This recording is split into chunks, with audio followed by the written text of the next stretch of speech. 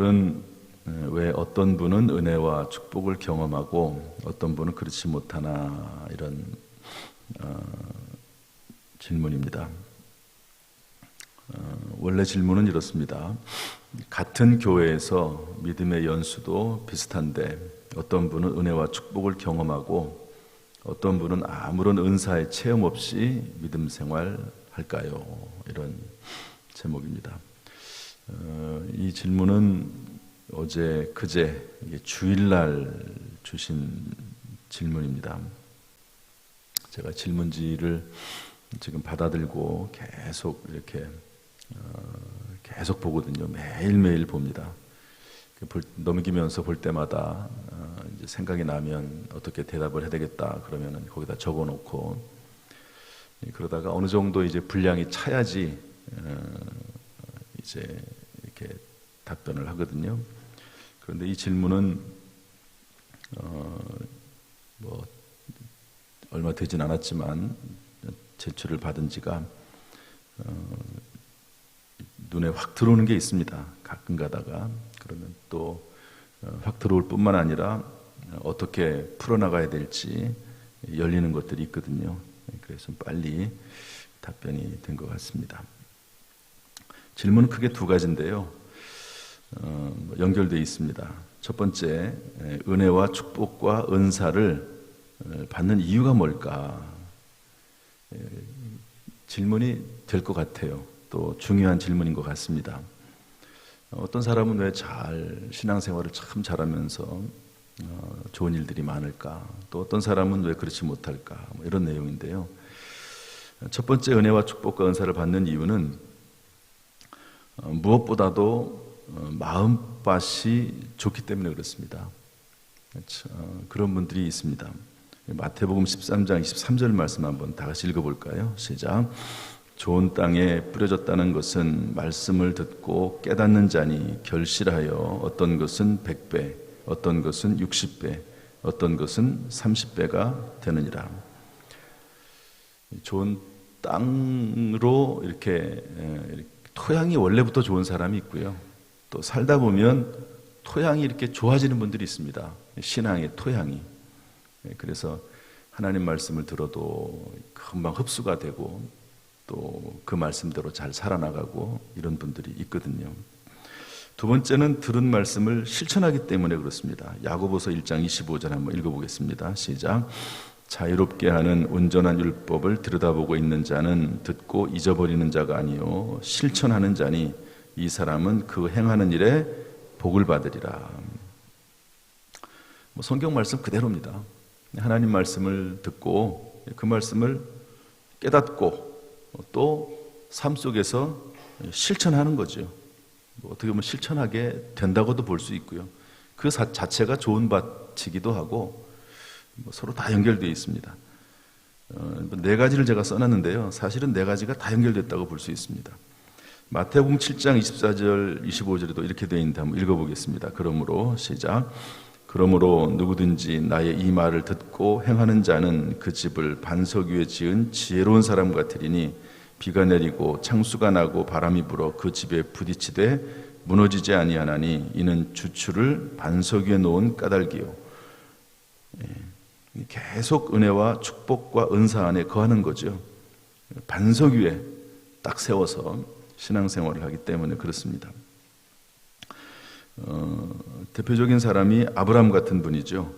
하나님께서 아들 이삭을 바치라고 했을 때 말씀 붙잡고 그 말씀에 순종합니다. 하나님께서 아들 이삭을 통해서 후손들을 많아지게 하겠다고 이미 약속을 했으니까 내가 번제로 드린다 할지라도 하나님이 살려주실 것이다. 그렇게 믿는 거죠. 이 말씀에 순종하는 겁니다. 마음밭이 좋을 수도 있고 또 의지가 강해서 순종하는 사람일 수도 있고 어쨌든 하나님 말씀을 듣고 그 말씀대로 살려고 애를 쓰는 것이죠. 그러면 여기 보니까 내가 내게 하나님께서 아브라함에게 복을 주고 이렇게 되어 있습니다. 그런데 이런 면이 또 있습니다. 부모로부터 물려받은 은혜와 축복이 있기 때문에 그렇게 되는 경우도 있습니다. 아브라함의 아들 이삭, 이삭의 아들 야곱, 야곱의 아들 요셉, 특별히 뭐 야곱 같은 사람은 뭐 이름 자체가 안 좋잖아요. 사기꾼입니다. 또 삶 자체가 그렇고요. 그런데도 불구하고 야곱이 결국에는 종국에는 잘 되지 않습니까? 이스라엘이라고 하는 이름을 하나님께 받기도 하고 부모에게 물려받은 은혜와 축복이 있습니다. 아브라함에 대한 이야기를 했는데 하나님께서 아브라함이 순종하는 모습을 보고 아브라함을 축복하셨습니다. 그런데 또 이어서 방금 읽은 말씀 창세기 22장 16, 17절 상반절만 읽었는데 하반절에 보면 이렇게 되어 있습니다. 내 씨가 크게 번성하여 하늘의 별과 같고 바닷가의 모래와 같게 하리니. 그러니까 아브라함이 순종을 했는데 그 아브라함을 복을 줄 뿐만 아니라 그 아브라함의 아들을 복을 주시고 그 아브라함의 아들의 아들까지도 하나님께서 복을 주시는 약속을 하시는 겁니다. 확실하게 성경은 그 부모의 수고와 부모의 믿음과 그 부모의 축복이 자녀들에게 이어지는 것을 볼 수가 있습니다. 창세기 26장 3절 4절 말씀도 한번 볼까요? 이 땅에 다 같이 시작. 이 땅에 거류하면 내가 너와 함께 있어 내게 복을 주고 내가 이 모든 땅을 너와 내 자손에게 주리라. 내가 내 아버지 아브라함에게 맹세한 것을 이루어 내 자손을 하늘의 별과 같이 번성하게 하며 이 모든 땅을 내 자손에게 주리니 내 자손으로 말미암아 천하 만민이 복을 받으리라. 그러니까 하나님께서 아브라함에게 약속하시기를 후손에게 복을 주겠다고 약속을 했습니다. 하나님께서 그 부모의 믿음을 보시고 그 부모로 인해서 복을 내려주시는 거죠. 그래서 우리의 신앙생활은 참 중요합니다. 어떤 분은 보면은 부모 때 신앙생활을 참 열심히 하는데 특별히 이렇게 뛰어나게 어떤 열매가 없는 경우도 종종 있습니다. 그런데 하나님께서 그 자녀들의 세대에 복을 주시는 그런 경우도 참 많거든요. 부모들의 신앙생활이 참 중요합니다. 네 번째, 하나님의 선한 계획과 섭리에 의해서 택함 받았기 때문에 은사와 은혜와 축복이 임하는 경우가 있습니다. 하나님께서 그들에게 하나님의 뜻을 이루기 위해서 은혜와 축복과 은사를 베푸시는 거죠. 그 이유는 몰라요. 그렇지만 하나님께서 어떤 계획과 섭리가 있습니다. 어떤 사람을 택하세요. 그래서 하나님이 일을 시키려고 하다 보니까 하나님이 능력을 주시고 지혜를 주시고 은사를 쏟아부어 주시는 것이죠. 이 성경에 보면 이런 경우도 참 많습니다. 단 그들에게는 많은 책임과 고난이 따릅니다. 한번 볼까요? 민수기 11장 11절 12절 모세 이야기인데 모세를 하나님이 아기 때부터 택했습니다. 태어나기 전부터 사실 택했다고 볼 수 있죠. 하나님께서 그 모세를 살리지 않습니까? 아이들을 다 죽이게 했는데 그 부모를 통해서 살게 하시고 또 그리고 바로 왕의 그 공주를 통해서 그 모세를 건져내시고 왕궁의 교육을 받게 하시고 하나님이 이미 선택을 하셨습니다. 그리고 나서 이스라엘 백성들을 이제 구출해내고 그리고 광야 40년 동안 이끌어가는 막중한 사명을 맡기셨는데 한번 읽어보겠습니다. 모세가 다 같이 시작. 모세가 여호와께 여짜오되 어찌하여 주께서 종을 괴롭게 하시나이까? 어찌하여 내게 주의 목전에서 은혜를 입게 아니하시고 이 모든 백성을 내게 맡기사 내가 그 짐을 지게 하시나이까? 이 모든 백성을 내가 배웠나이까? 그들을 낳았나이까? 어찌 주께서 내게 양육하는 아버지가 젖 먹는 아이를 품듯 그들을 품에 품고 주께서 그들의 열조에게 맹세하신 땅으로 가라 하시나이까? 여러분 모세같이 능력이나 기적을 행한 사람이 누가 있습니까? 은사를 가지고 있는 사람이 어디 있습니까? 홍해를 갈라서 이스라엘 백성들을 건너게 하고 물론 하나님의 은혜와 능력이지만 10가지 재앙을 통해서 바로왕으로부터 백성들을 이끌어내고 이런 일들을 하나님께서 정말로 놀라운 일들을 모세를 통해서 하셨죠. 그러나 모세의 마음은 그렇지 않습니다. 이스라엘 백성들이 얼마나 말을 안 듣는지요. 그 백성들을 이끌어가니라고 참 고생이 많습니다. 그러면서 하는 말이 제가 언젠가 이 말씀 읽으면서 모세가 하나님 앞에 기도하는 내용이거든요. 하나님, 내가 이 사람들을 낳았습니까? 내가 이 사람들을 뵀습니까? 뱃속에 뵀습니까? 왜 이 사람들을 나에게 맡겨가지고 이들을 이끌어가도록 그렇게 만듭니까? 얼마나 힘들고 고통스러웠으면 그렇게 말을 했겠습니까? 하나님의 은혜와 은사와 축복이 크지만 그것을 감당하기 위한 책임과 고난도 엄청납니다. 사도 바울 얼마나 많은 능력입니까? 사도 바울이. 그런데 한번 봅시다. 사도행전 15장 16절 주께서 다 같이 시작. 주께서 이르시되 가라. 이 사람은 내 이름을 이방인과 임금들과 이스라엘 자손에게 전하기 위하여 택한 나의 그릇이라. 그가 내 이름을 위하여 얼마나 고난을 받아야 할 것을 내가 그에게 보이리라 하시니. 하나님이 택해 사용하긴 하지만 엄청난 고난이 있는 거죠. 여러분, 바울이나 모세처럼 사시겠습니까? 아니면 평범하게 사시겠습니까?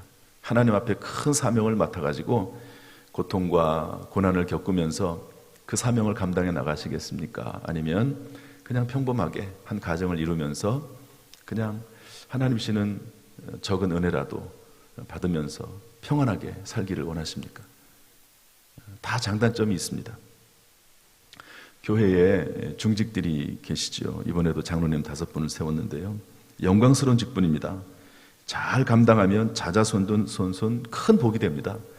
여러분, 어쨌든 교회는요, 교회 중직자들, 또 목사님들, 장로님들, 안수집사님들, 권사님들 이런 분들의 자제가 잘 돼요. 결국에는 잘 됩니다. 그분들이 헌신하고 봉사하고 수고하고 저는 그런 것들을 참 많이 보거든요.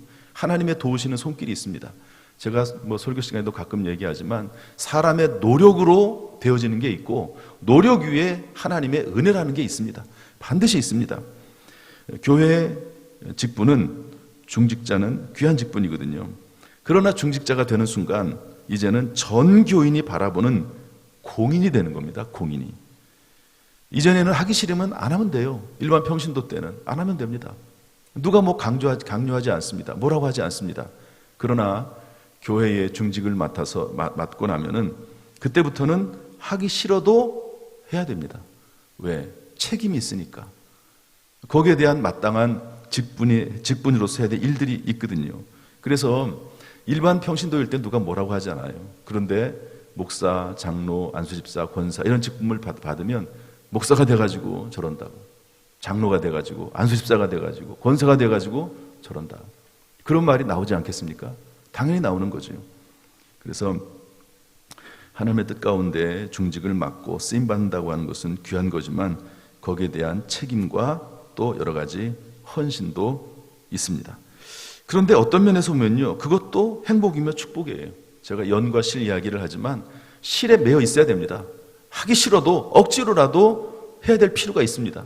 그러다 보면 신앙이 자라는 것이고 그러다 보면 또 하나님 은혜 가운데 들어가게 되는 것이고 그런 일들이 있는 것이죠. 그래서 저는 제가 목사가 된 것이 얼마나 감사한지 몰라요. 목사가 안 됐으면 제가 매일매일 새벽기도 나오겠습니까? 그러니까 그런 면에서 이렇게 얽매여 있는 것도 좋다, 그런 생각을 해보게 됩니다. 교회 우리 이번에 안수집사님들 새벽 차량 운행하시거든요. 얼마나 힘들겠습니까? 안 하다가 아침 일찍 일어나가지고. 그래도 그렇게 하는 거예요. 그러면서 이제 그게 습관이 되지 않겠습니까? 어느 정도 습관이 되다 보면 또 할만하거든요, 사실은. 새벽기도 매일 나오는 것 어렵지만 하다 보면 습관이 되면 또 할만하거든요. 그리고 조금 지나고 나면 그게 얼마나 큰 은혜인지 모릅니다. 새벽에 나와서 기도하고 하루를 묵상하고 또 하나님 말씀을 듣고 또 준비하고 또 하나님께 지혜를 받아 살아나가고 귀중한 일이거든요.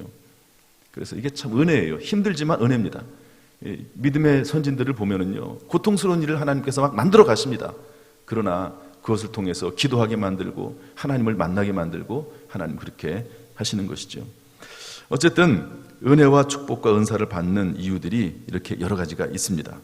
그런데 왜 주변에 보면 특별히 우리의 남편이나 자녀들이나 이런 분들을 보면 왜 아무런 은혜와 축복이 없이 체험이 없이 믿음 생활을 하게 될까? 안타까운 마음들이 있지 않습니까? 제가 이 부분을 놓고 저도 이제 생각을 좀 하고 묵상을 하는데요. 이런 마음이 들더라고요. 한번 읽어봅시다. 이 부분은 같이. 믿음 생활하는, 다 같이 시작. 믿음 생활하는 사람이라면 아무런 은혜와 축복과 은사를 받지 못했다고 할 수 없습니다. 예수 믿는 것 자체가 가장 큰 은혜와 축복입니다. 단지 받은 은혜와 은사를 개발하여 잘 활용하지 못하는 것 뿐이라고 봅니다. 따라서 보세요. 따라서 이 질문은, 이 내용은 이렇게 바꿨으면 좋겠어요. 왜 아무런 은사와 은혜와 축복이 없습니까? 이렇게 말하지 말고 어떻게 하면 이미 받은 은혜와 은사와 축복을 삶 속에서 적용하며 체험하면서 나타내며 살 수 있을까? 이것이 저는 맞다고 생각합니다. 여러분, 교회 나오는 것 자체가 은혜죠. 하나님의 큰 축복입니다. 오늘 이제 디모데 남전도회가 특송을 해서 4분 이렇게 나와서 했는데 얼마나 보기 좋습니까? 얼마나 아름답습니까? 그렇지만 또 아이들 기르느라고 신앙생활을 교회 생활을 그렇게 적극적으로 할 수 없을 수도 있을지 몰라요. 그러나 이제 이렇게 새벽에 나올 수 있다는 것, 그 자체가 은혜 아닙니까? 한 번이라고 할지라도, 혹시 한 번이라 할지라도 얼마나 큰 은혜입니까? 이러면서 하나하나 순종해 나가면서 신앙이 자라고 하나님께서 보시기 얼마나 예쁘겠어요. 목사가 보거나 담임 목사가 보거나 성도들이 볼 때도 평소에는 안 나왔다가 오늘 한번 딱 나왔다고 뭐라고 할 사람이 누가 있습니까? 아무도 없습니다. 얼마나 예쁘고 참 얼마나 귀합니까? 그래서 은사와 은혜와 축복이 없다 생각하지 말고 이미 그런 것들은 받았고 그것을 어떻게 더 개발해서 더 하나님 앞에 쓰임받을 수 있을까? 그 질문이 맞다고 봅니다. 그러기 위해서는요, 첫 번째로 환난이나 박해가 일어날 때 넘어지지 말아야 됩니다. 사람이 자꾸 넘어지다 보면은요, 하나님의 은혜와 축복의 삶을 사용할 수 있는 기회가 늦어집니다. 그래서 어려울 때일수록 더욱 믿음으로 견디고 버티고 이겨내야 됩니다. 그러면 반드시 하나님께서 예비하신 은혜와 은사와 축복이 기다리고 있는 줄로 믿습니다. 할렐루야. 아멘 한번 해보세요. 반드시 있습니다. 핍박이 있고 어떤 경우에 환난도 있고요, 박해도 있을 수 있습니다. 그런데 그것을 버티고 견디고 이겨나면 뒤로 물러서지 않고 그럼에도 불구하고 믿음으로 살아나가면 하나님께서 예비하신 축복이 반드시 있는 겁니다. 그래서 우리가 잘 아는 말씀이 있잖아요. 고난은 숨겨진 축복이라고, 감추어진 가면쓴 축복이라고 하는 얘기를 많이 하지 않습니까? 때때로 고난과 환난이 있어도 이겨내면 그게 복이 되는 거예요. 이겨내면. 이런 은혜가 우리 모두에게 있기를 주님의 이름으로 축복합니다. 두 번째로 세상 염려와 재물의 유혹과 기타 욕심을 물리쳐야 됩니다. 마가복음 4장 19절 말씀 한번 읽어보겠습니다. 다 같이 시작. 세상의 염려와 재물의 유혹과 기타 욕심이 들어와 말씀을 막아 결실하지 못하게 되는 자요. 막히는 거거든요. 은혜와 은사가 있습니다. 은혜와 은사가 있어요. 그런데 자꾸 막아요. 세상 염려, 재물 유혹, 기타 욕심. 욕심이 잉태한 즉 죄를 낳고 죄가 장성한 즉 사망을 낳습니다. 욕심이 문제입니다. 이런저런 세상적인 욕심 때문에 하나님 앞에 헌신할 기회를 잃어버리고 하나님과 하나님 주시는 세상과 하나님이 주시는 사명을 비교해 볼 때 또 두 가지가 항상 우리에게 다가오지 않습니까? 사람들에게. 그런데 세상적인 유혹이나 욕심에 빠져서 하나님이 부르신 그 부르심에 응답하지 못하는 겁니다. 그러면 하나님이 예비하신 은혜와 축복과 또 그것을 누리는 삶이 연장되는 거예요. 연장되는 겁니다. 나중으로 연장이 되는 것이죠. 그래서 세 번째로 현재 나에게 주어진 적은 일에 충성해야 됩니다. 가룟 유다처럼 직분이나 사명을 버리면 안 됩니다. 어떤 분이 그런 질문을 하기도 했는데 일을 하다 보면, 교회 일을 하다 보면 자꾸 일을 맡게 되잖아요. 그러면은 일이 많아지고 또 그래서 버거워지기도 하고, 그런데 어디까지 일을 해야 되나 하는 것이 지혜로운 것입니까? 이렇게 질문을 쓴 분이 계신데 언제 때가 되면 좀 더 자세히 할 수 있겠지요. 중요한 것은 하나님이 그때그때 주시는 사명들이 있다는 겁니다. 부르신 하나님 부르심이 있다는 겁니다. 그러면 그 부르심에 어쨌든 순종하고 최대한도로 나가는 것이죠. 전혀 감당하지 못할 일이라든지 또 전혀 시간이 없어서 하지 못할 일은 못하는 거예요. 하라고 시켜도 못하는 겁니다. 아직 그런 질문을 할 수 있을 때면 아직은 할 만한 거예요. 제가 볼 때는 아직은 할 만한 겁니다. 그러면 하는 거죠. 제 생각은 그렇습니다. 다 하는 거예요. 다 할 수 있으면 다 하는 겁니다. 할 수만 있으면. 그러나 다른 일을, 가정일도 중요하고 직장일도 중요한데 그것도 잘 하면서 신앙생활, 교회 일도 해야 되겠죠. 그래서 마태복음 25장 21절 말씀 한번 읽어보겠습니다. 그 주인이, 다 같이 시작. 그 주인이 이르되 잘하였도다 착하고 충성된 종아, 내가 적은 일에 충성하였음에 내가 많은 것을 내게 맡기리니 내 주인의 즐거움에 참여할지어다. 그러니까 요셉이 17살 때 이복 형들에게 애굽으로 팔려가죠. 그러나 종살이 하면서도 적은 일에 충성했더니 가정 총무가 됩니다. 옥살이 하면서 감옥 총무를 성실하게 또 감당을 하죠. 그러다가 국가의 총리가 되는 것입니다. 맡겨진 일에 성실하게 감당을 하다 보면 하나님께서 또 어떤 일을 맡기십니다. 더 큰 일을. 그러면 그 큰 일을 맡길 때는 하나님이 거기에 걸맞는 은사와 은혜와 능력을 주시는 겁니다. 왜? 하나님 맡기셨으니까 그렇게 해나가시는 것이죠. 마지막 네 번째입니다. 은혜, 축복, 은사의 자리에 거해야 됩니다. 이것은 제가 한번 말씀드린 것 같은데요. 어쩔 수 없습니다. 은혜의 자리가 있고 은사의 자리가 있고 축복의 자리가 있습니다. 사울 왕이 다윗을 잡으러 전령을 보냈는데, 군사들을 보냈는데 선지자 무리가 예언하는 것과 사무엘이 수령으로 선 것을 볼 때 하나님의 영이 전령들에게도 임하는 것이죠. 자리가 있습니다. 은혜의 자리가. 또 사도행전에 보면 성령 충만 받았을 때 한 곳에 모여있는 그분들에게 은혜가 임하는 거죠. 원래 500명이 예수님을 만났고 예수님의 명령을 받았지만 120명만 모여서 거기서 기도합니다. 그래서 그분들만 은혜를 받는 거죠. 은혜 자리가 분명히 있습니다. 이 새벽에 나와서 기도하는 이 자리가 복된 자리인 줄로 믿습니다. 또 실시간을 통해서든 어떤 모임을 통해서든 하나님의 말씀이 있는 자리, 기도가 있는 자리, 그곳에 하나님의 은혜가 임하게 되는 것입니다. 사도행전 2장 46절 다 같이 읽어보겠습니다. 시작.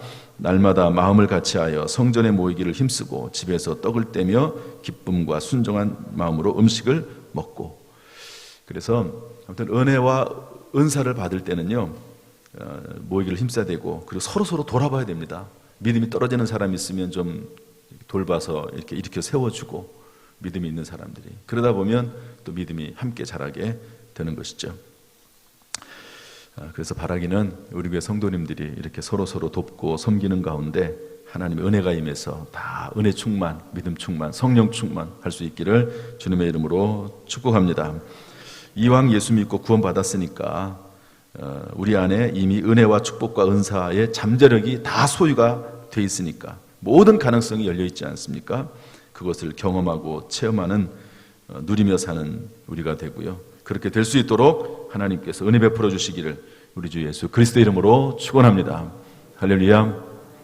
기도하겠습니다.